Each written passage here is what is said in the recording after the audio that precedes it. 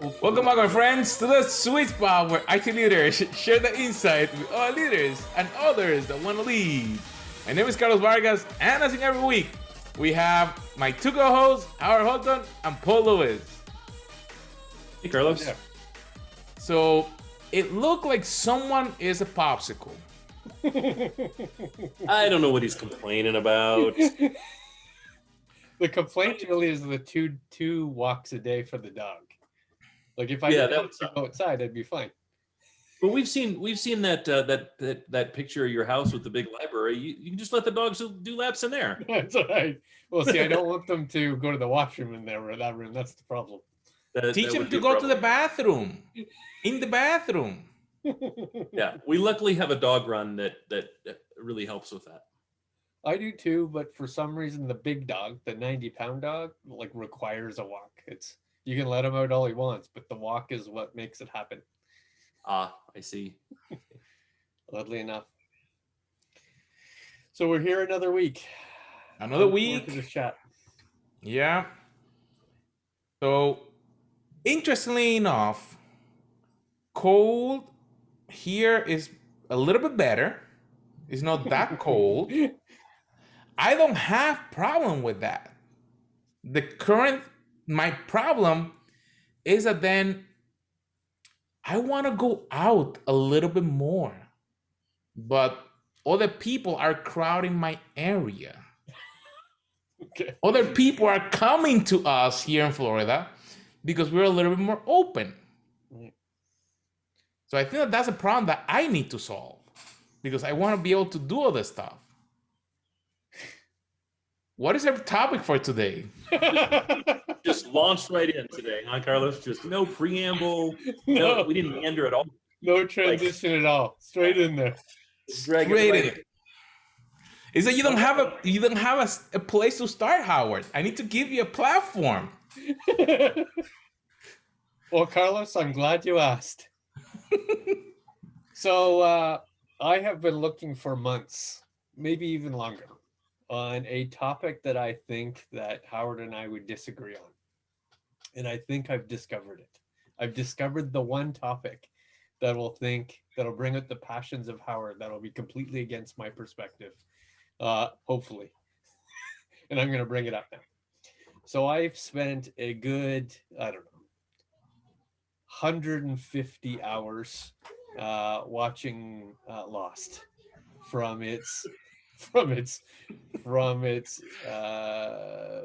season 1 all the way to the season 6 finale, to which I actually ended yesterday. Last night, watched the last 5 episodes, the 2-part finale. You know, the big. Hold on. Dog emergency. Sorry. He's throwing up all over the couch. Okay. We had a big dog emergency. Do we want to restart? Continue. No. The dog is lost. The dog is lost. Okay. So I have thoughts. I have good, bad, and indifferent thoughts. However, I think they're going to be different from Howard. So before I jump into why I think this is interesting to IT, I'd love to hear Howard's perspective on the actual finale and the series in general. So 3 seasons in something, after the polar bear that they never came back to, and the hole in the ground that wasn't really a thing, and the black mist that wasn't really a thing, my wife and I were talking. She's like, "You have to watch this show. It's amazing." I said, "No, I don't." And she said, "Why not?" And I said, these spoilers, everybody, spoilers. It has in fact been 12 years since the finale. So. That's true. So if you haven't seen it by now, don't. I gotta think I'm in the minority of people. That's true. I haven't watched Lost at all. I don't have no interest in it. But that's the thing. You like the number of people, the Venn diagram of people who haven't watched Lost and people who have a desire to watch Lost doesn't have a ton of overlap. Right. So she said, "You have to watch it. It's fantastic." I said, "No, it's not. It's stupid." And that kind of is my standard response to a lot of TV shows. No, it's stupid.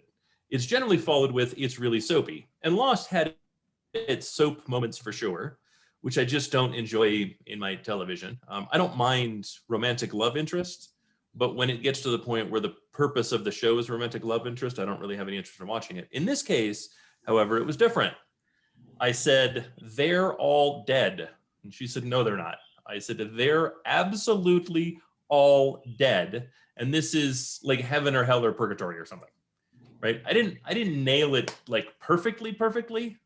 And she's like, there's no way they're making a show. I said, yeah, it's the whole show is going to be revealed at the end of it that they're just dead. That's going to be the point.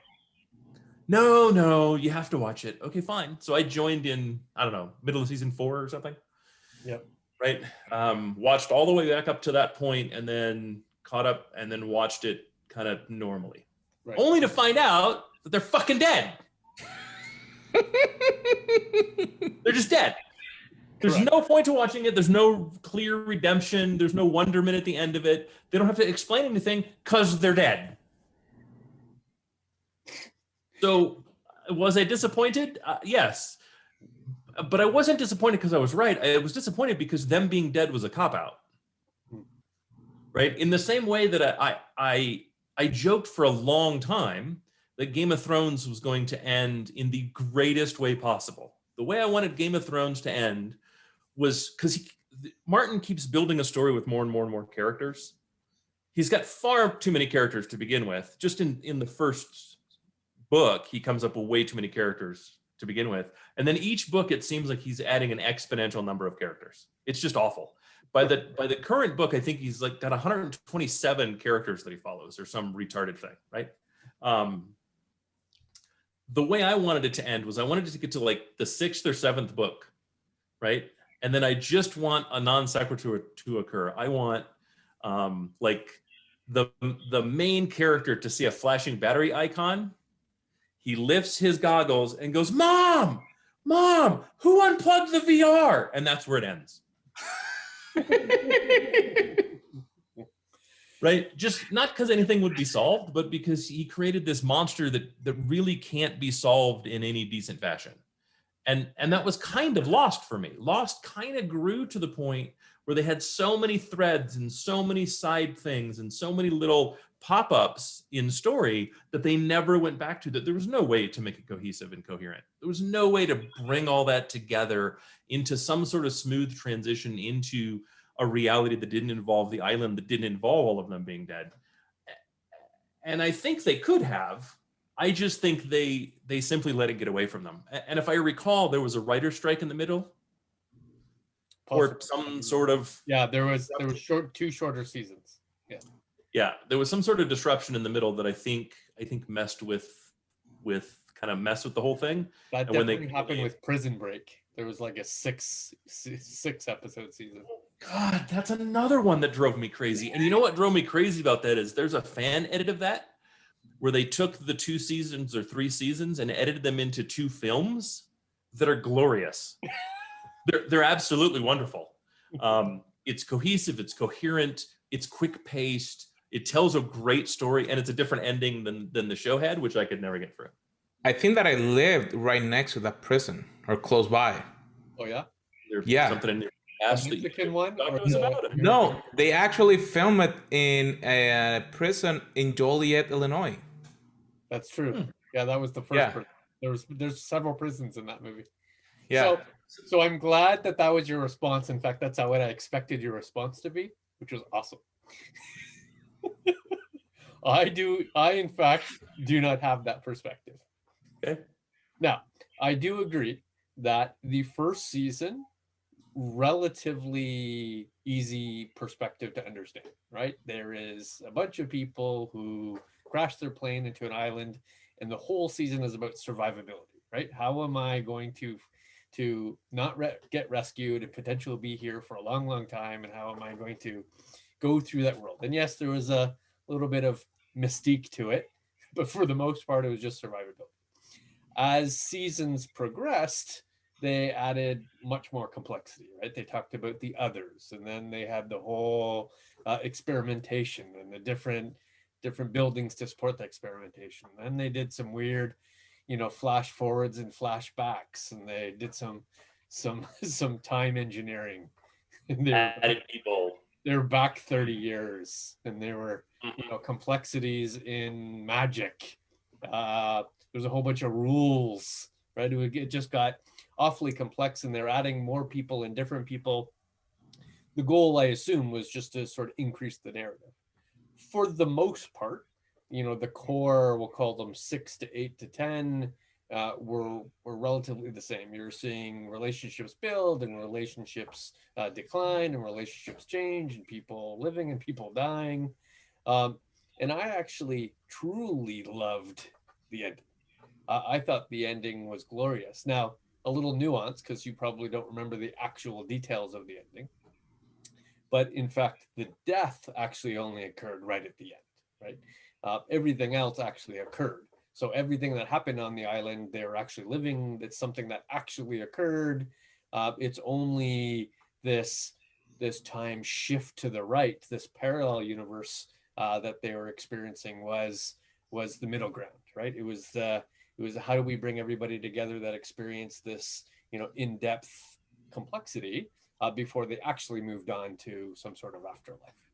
So the actual death actually existed in the end. I thought the 2 hours was sewing up some interesting interpersonal issues between individuals, both as an individual themselves and coming together as different types of people, working together in partnerships. Some murders, some deaths, some whatever. But at some point, the people-related issues actually were resolved, even though there's a whole bunch of other stuff that wasn't resolved, right? There were lots of deaths that were punished and lots of deaths that weren't punished. No idea how and why the others came to the island. The numbers that were so important in the first couple of seasons weren't really discussed, right? At some point, they just went away. The pregnancy and the deaths of babies kind of just went away. It was never really discussed. And there's a whole bunch of rules that needed to be followed that sometimes were actually followed and sometimes were never followed. Sometimes were broken and you never know why. It was kind of a weird gamut. Some of them were just sort of moving on. And I think I just summarized by saying, I think the people related issues were resolved, and that's what I liked about it. But not all issues were solved. And I think that's okay. Because I think that's equivalent in IT, that we think everything can be solved with IT, either people, process, or technology. And I would argue holistically and emphatically that that's not actually true. And I'd love to go through examples of problems that simply can't be solved in IT. But reflect on my thoughts on Lost, since they're very different than yours. I mean, it's been 12 years. It's been however many years since I actually watched it. I will never go back and rewatch it. I have no interest to see if I was wrong. I'm one of the people that, like many, felt robbed. Right. And ultimately, I think that as a show, it's probably significantly better to watch it a decade later rather than at the time, right? When nobody cares about it anymore. It's no longer the pop culture wonderkind that it was at the time. As to the second part, I agree with your kind of thesis, but I don't agree with the kind of the premise, right? I agree there are things that cannot be solved, right? But I disagree that the point of IT is actually to solve anything. That implies that there's an end, and there's not really like solving something involves turning something off and never turning it back on again. Fair enough. Okay. The reality is it's an organism, or it's service of an organism. And in service of an organism, there is no end. There is simply the current state and the evolution of that current state. And so I don't think the point is to solve anything, but rather to make progress towards a better evolved state. True. You can define it like that if you wish, but I think the premise is still the same, is that some of those evolutions or revolutions that you would describe might still not be possible too. So whether you call it an evolution or call it a problem to be solved or call it a state of mind that has to change, it's still true that some of those can't actually be implemented for some reason. And we'll talk about that. But just before I do, I do want to say that it is absolutely fair that had I watched this in real time while it was on, I probably wouldn't have understood what was happening. The only reason why it was much more obvious is because I could watch them back to back. I could watch 5-6 hours back to back and see the continuity in real time. Had there been a week or 2 weeks or a summer between these seasons, I think it's almost impossible. The details, there were too many details, there were too many people popping up that only were 4 seasons away, and you don't really know what the continuity of the story or the person was. But because I saw them effectively in a 3-week period of time, I could see the whole story. I can't imagine how horrible it must have been watching it, 15 years ago. Isn't that like was a project manager? Say it again. Isn't that like a report from a project manager on IT? That sometimes you don't know what the heck they're reporting back. And it's not only if you're there that you can understand what they're coming with. Yeah, it's a good point. Context. So here's some examples I think that are problems that might not be solvable, and therefore you have to think differently about whether either it's a problem or an opportunity for change or a state of mind that has to change. So here's some examples, at least ones that came to mind. So things like your best and brightest people will leave. At some point they'll leave. Your best friend, your best person, your second in command, your most proficient technologist will leave at some point, right? They're not going to stay forever. So therefore you have to think about what you're going to do. Some of your technology problems simply can't be overcome. It's quite possible that you lost a piece of source code and it's not feasible or reasonable to try to recreate that software in some way. It is quite possible, and I've done it many, many times, that you will in fact outspend your budget. No matter what you did or why you didn't want to do it, you will in fact outspend that. There will be many, many projects that are not delivered on the original timeline. In fact, I can't think of any that I've actually delivered on the original timeline. And I can think of many if we count when I told people it would be delivered and not what I communicated internally. right. And the Right? last There were one many that I sandbagged. Last one that came up in my head was there will be an expensive production problem, like an overwhelmingly expensive, and I don't mean the cost to fix it. I mean, you've lost data and it's very expensive to have to replace that data or to re-enter that data. Or I've lost information or an application or customers, and I'm never getting those people back because of this. Sure. So those are just my examples. You might have others, but premise-wise, do you agree with me either in those examples or other examples that in fact there are problems or opportunities or states, as you just mentioned, that are insurmountable in IT, but you still have to deal with them? 24 months after a feature is deprecated, it will not return. That would be one, right? There have been a ton of times where where my company's relied on a piece of software. The next version comes out, we update to stay current, the feature is gone. We go back to the manufacturer. Oh yeah, you were one of the few that used that feature. We don't really see that feature being used. We'll add it back to the roadmap. 3 months goes by, 6 months goes by, 9 months goes by, a bunch of user chatter. Yeah, you're one of the many. Like we know we need to do it.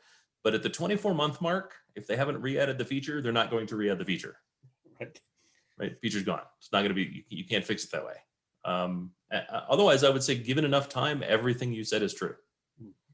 Right? Given enough time, you will encounter an issue that costs the company a lot of money. No doubt.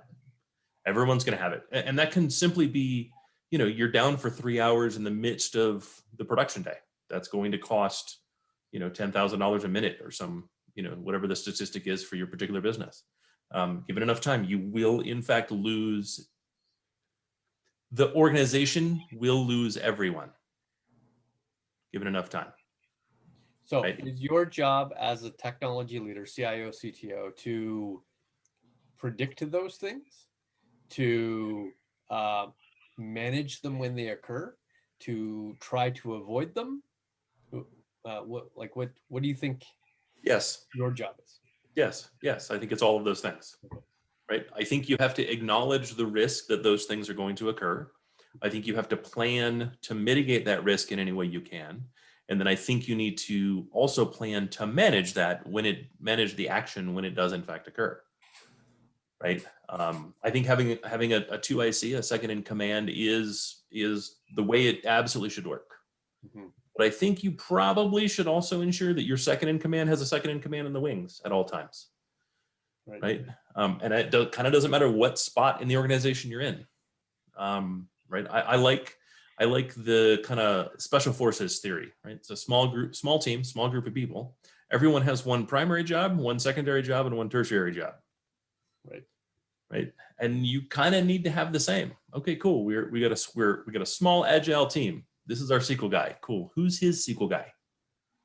Right. Who's the backup for the SQL guy? And then who's the tertiary SQL guy? Right. Who's the primary, VMware person? Who's the secondary VMware person? And who's the tertiary VMware person? Right. And don't be dumb and try to say they're all VMware people or everyone's equal, because they're not. And that doesn't work.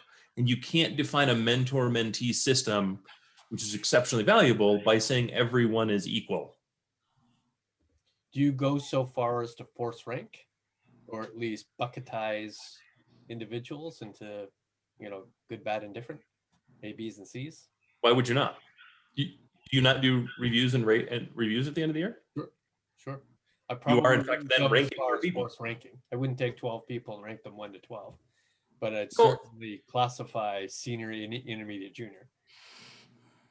You can classify them senior, intermediate, junior, and there's nothing that says you have to have an equal dispersion, right? You can very easily have 1 5, 3 4.8s, 2 4.6s, 7 3.9s, right? They don't actually have to be ranked 1 through 12, right? But you do have to have some sort of method to say, who's my top person in this skill, and therefore the mentor, and who are their most likely mentees, and how does that kind of work out, right? Otherwise, you're going to end up going, well, I have one guy that teaches everybody else how to do anything, and then the other people don't actually do anything. Right. You know what I mean? They never teach anybody. They never continue to expand that and cascade that down. And you can't put that pressure all on one person and expect it to work. That's one of the reasons people walk out the door. Right. So how much of your time is preparing for these events to occur, however, not having a huge impact, i.e. exactly what you're saying, having a second in command or a third in command, so that it doesn't affect the quality of IT when somebody leaves. But how much of it is that as compared to preparing the organization for the eventuality of these events occurring, right? Where you need to go to your COO and say, there will be a point in time, I'm not saying when, because I don't know when there will be a production problem, and it will cost time and energy and your people. Know that to be true.